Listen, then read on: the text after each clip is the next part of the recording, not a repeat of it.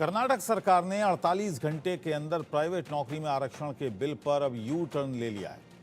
इससे पहले एक पोस्ट उन्होंने किया था जिसमें 100% कर्नाटक में 100% कोटा देने की बात कही गई थी। आरक्षण के बिल पर यू टर्न अब ले लिया है। कांग्रेस की सिद्धारमैया सरकार ने प्राइवेट सेक्टर की सी और डी कैटेगरी की नौकरी में स्थानीय लोगों को 100% आरक्षण देने के फैसले पर फिलहाल रोक लगा दी।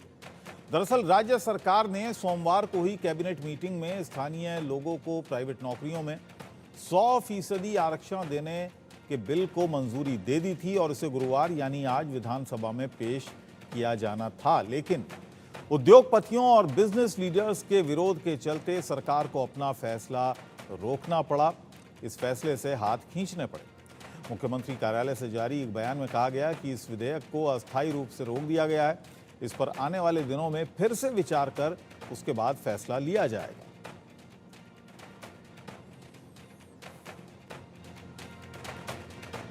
तो कर्नाटक सरकार ने आरक्षण पर फैसला रोका है। सिद्धारमैया सरकार ने विधेयक पर फिलहाल रोक लगा दी है। नौकरियों में कन्नड़ भाषियों के लिए आरक्षण पर रोक है। कर्नाटक में निजी क्षेत्र में आरक्षण पर रोक लगा दी गई है। बिल पर पुनर्विचार करेगी सिद्धारमैया सरकार। और ये इसलिए हुआ कि जो बड़े बिजनेस लीडर्स हैं, उद्योगपति हैं, उन्होंने आपत्ति जताई थी और इसी के बाद सरकार के रुख में नरमी आई और सरकार ने फिलहाल इस विधेयक पर रोक लगा दी। इसमें प्रावधान था कि 100% सी और डी कैटेगरी के लिए 100% आरक्षण दिया जाएगा कन्नड़ भाषियों को।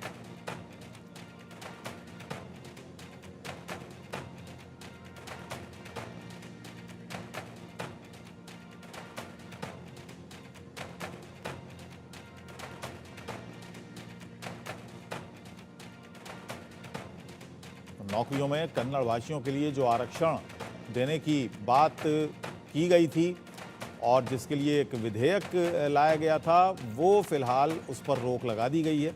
अब इस बिल पर पुनर्विचार किया जाएगा और उसके बाद कोई फैसला लिया जाएगा।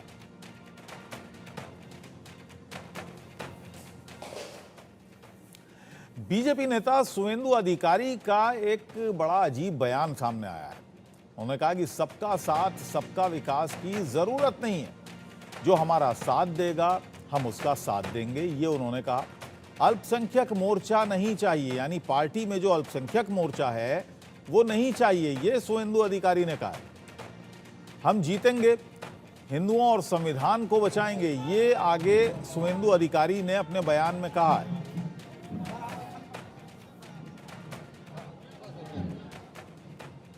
पश्चिम बंगाल बीजेपी के नेता सुवेंदु अधिकारी, जिन्होंने कहा है कि सबका साथ सबका विकास की जरूरत नहीं है, जो हमारा साथ देगा सिर्फ उसी का विकास होगा, ये एक बयान उनका सामने आया है। हालांकि अभी तक पार्टी का इस पर क्या कहना है, ये अभी तक रुख साफ नहीं हो पाया कि भारतीय जनता पार्टी इस मामले में क्या रुख अपनाती है। बोलबो जो हमारे साथ हम उनका साथ, जो हमारे साथ, जो हमारे साथ, जो हमारे साथ, हम उनका साथ, सबका साथ सबका विकास।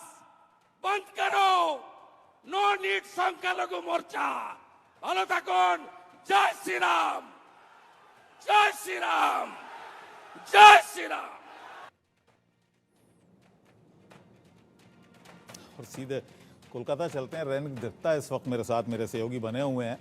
रैनिक, ये बयान कुछ समझ में नहीं आया। वो ये कह रहे हैं कि 60% लोगों को हम विकास ही नहीं करेंगे।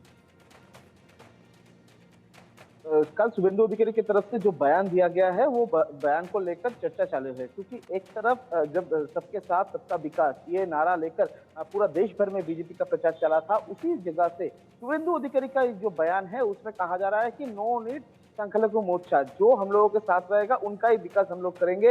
जो हम लोगों को देखेगा, हम लोग उनको देखेंगे, इस तरीके का बयान शुभेंदु अधिकारी दिया है।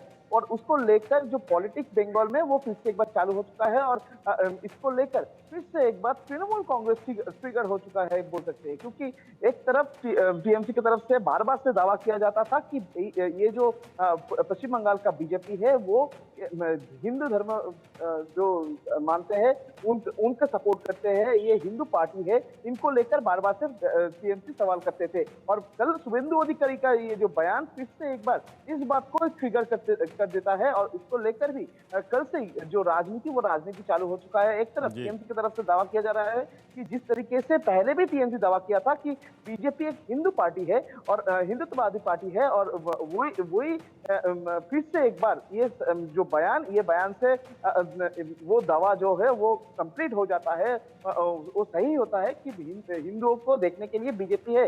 दूसरी तरफ बीजेपी की तरफ से कहा जा रहा है कि शुभेंदु अधिकारी का जो बयान वो शुभेंदु अधिकारी का पर्सनल बयान है, उसमें पार्टी का कोई या जो पश्चिम बंगाल लेकिन पार्टी के मंच पर उन्होंने ये बयान दिया है। बहुत बहुत धन्यवाद। पार्टी के मंच पर उन्होंने ये बयान दिया और काफी चीख